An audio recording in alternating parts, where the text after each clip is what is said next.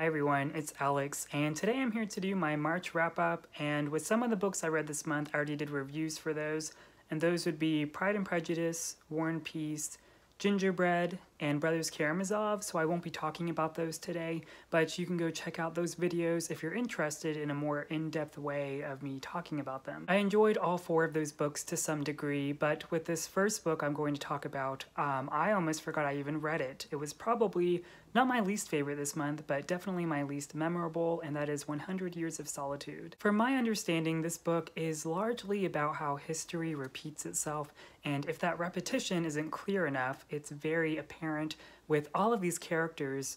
There's so many, and they each have a very similar name, if not the same name. Eventually, as I was reading this, it occurred to me that there was this formula of life, thinking a lot about life, and then death. And for me, I understood what it was doing by the time I finished the book, but I felt it was quite stagnant, mainly because this is a magical realism book, and as some of you might know, that's not really a genre I do very well with, despite how I liked Gingerbread and what that was doing. And while I didn't think it was necessarily working for me story-wise, I do think and appreciate and respect what Marquez was doing.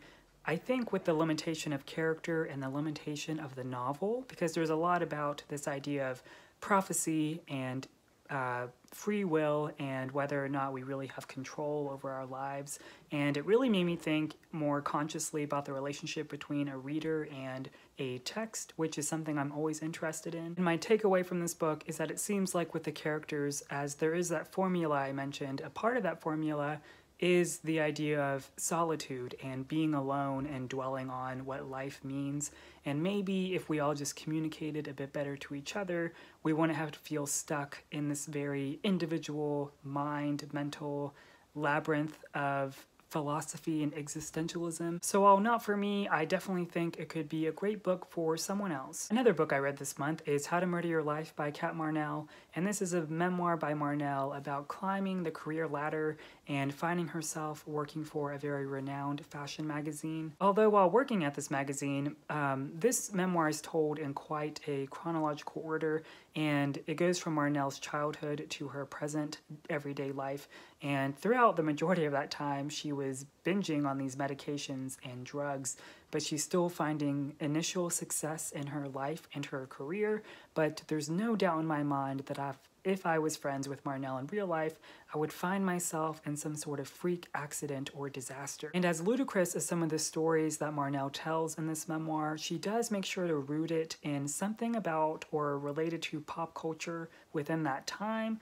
And I'm old enough now, Marnell isn't much older than me in my generation, but I could still understand and relate to what she was saying, because trying to relate to someone that lives a very privileged lifestyle is probably hard, for me at least, so she does a very good job at that as a writing strategy, but I don't necessarily think that excuses the bad writing. But what I was happy to discover is that Marnell never writes her memoir from like a place of projection as she's writing it, since she's still actively like living her life shortly after this memoir is written, so there's not a lot of a difference from that time, and I never felt like she was trying to describe these days as the glory days. I think she did a really good job at just containing it all as memories, and that's where they should be left. It even almost reads as a parody of memoir, because where she does become transparent, I don't think she confuses that as meaning to be a gateway for ridicule or melodrama.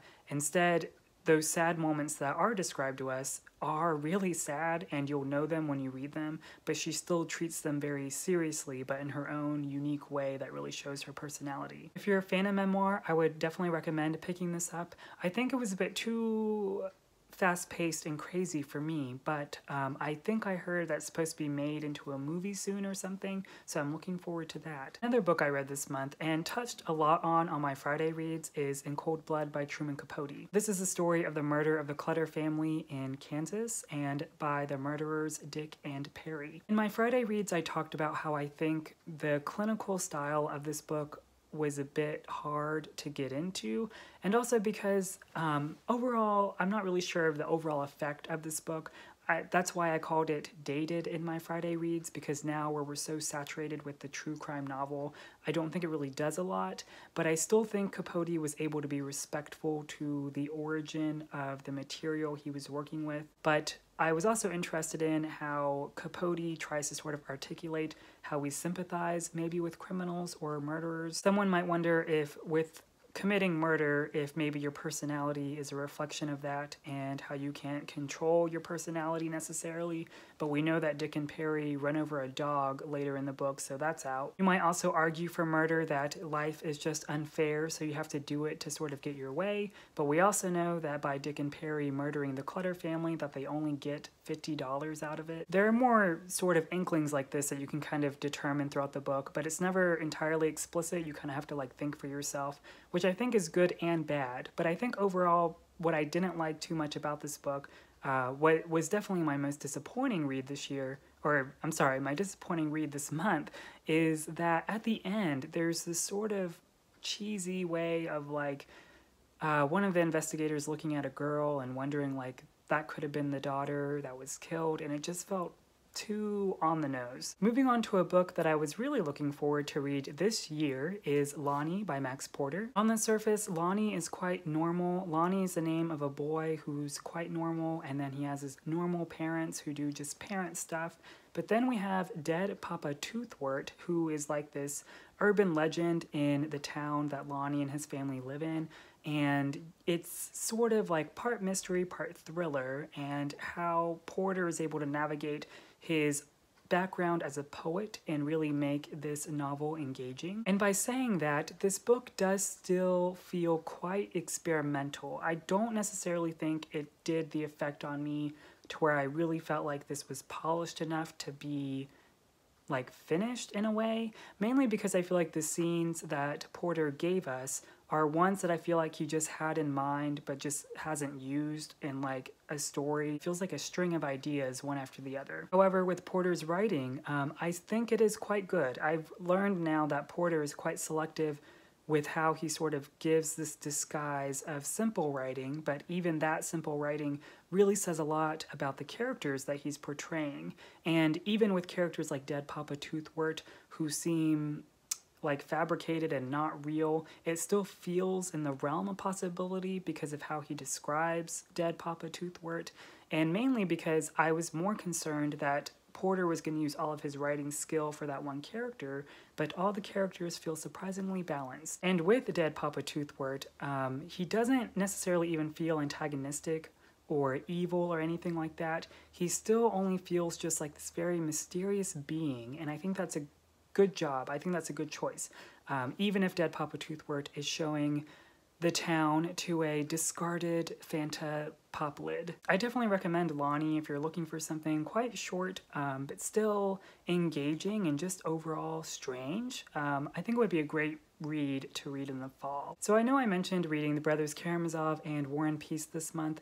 For Masochist March, I guess I accidentally subconsciously went into this Russian lit binge thinking that would like really put me in despair. So I also read, sort of as an addendum to those two books, The Possessed by Elif Batuman. This is a work of nonfiction from Batuman, who I love because I loved The Idiot by her last year. If you've read The Idiot already, you'll know that reading this book is a bit of a crash course in realizing what inspired The Idiot in the first place. Sometimes it's literally like scene by scene or like chronology by chronology, like comparing the two together, which I liked, but I think it just would have been more effective for me if I had read The Possessed first and The Idiot second. And while Batuman is traveling for graduate school as she's majoring in linguistics and still thinking about writing a novel, it really is delightful to see her enthusiasm for everything, and she does her best to also make me enthused, and I am whenever I got to the chapter about Tolstoy in particular.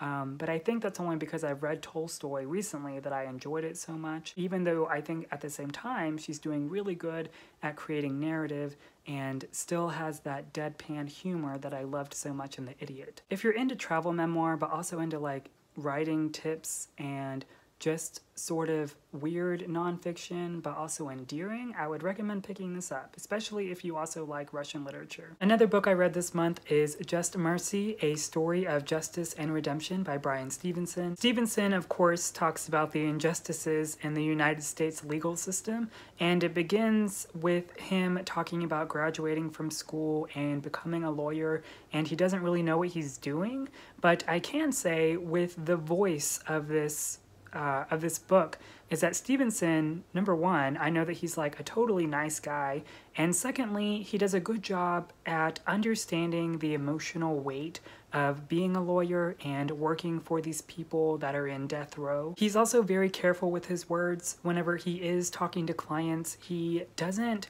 use or establish hope. He makes sure that these people he's working with can still be optimistic, but rather they need to know that the legal system is so much more about only trusting your lawyer. There's so much more about understanding how justice and the legal system works and the behind the scenes of why injustice happens in the first place. So between these different clients that Stevenson talks about, he also talks about his own encounters with the police and how it sort of became more clear how he knows that articulating the justice system is really important, and I think he knows his audience of this book very well. Basically what I'm saying is Stevenson doesn't like say, here's me being really smart about the justice system. Instead, he talks about what we can do as people, as readers, and feel empowered with the information and the tools to help others. There are some parts that are just a bit too reflective for me, usually always at the end of whichever chapter that Stevenson is writing. He does this thing where he looks back on his past and thinks about how he got here today and why he's thankful, and I don't think it's entirely necessary.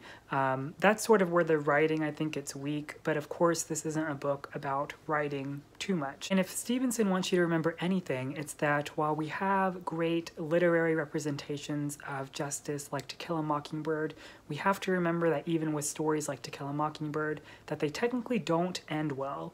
Sure, we have lawyers like Atticus Finch who are amazing, but we have to remember that that trial itself didn't actually go well. That's sort of how justice works. We might think we win one case, but we haven't won the war just yet. And finally, the last book I have to talk about today is A Room of One's Own by Virginia Woolf. I love Woolf so much. I love reading her books. I went on a binge of her last year, and I remember this was actually the first piece of Woolf that I was encountered with about 6 years ago in college. I'm really glad to have returned to this after stepping away from it so long, because I think I appreciate it a lot more. And with this, if you haven't heard of it before, it's a series of essays by Woolf talking about woman's relationship with fiction and a woman writer's role in the world. A lot of Woolf's ideas are reflected on the literature by women that she's read, that sort of, she understands that to create a future for women, you should also be reading the woman from your past. So she talks about Jane Austen and George Eliot and the Brontes, and she in particular talks about this idea of blame and self-blame and how you shouldn't need to preface yourself to excuse yourself for others. Even with writing in general at this time that Woolf is talking about, she talks about how men that would write were given the space to do so, but the consensus is that writing wouldn't really affect the world too much, so it was just seen as something you kind of did indifferently.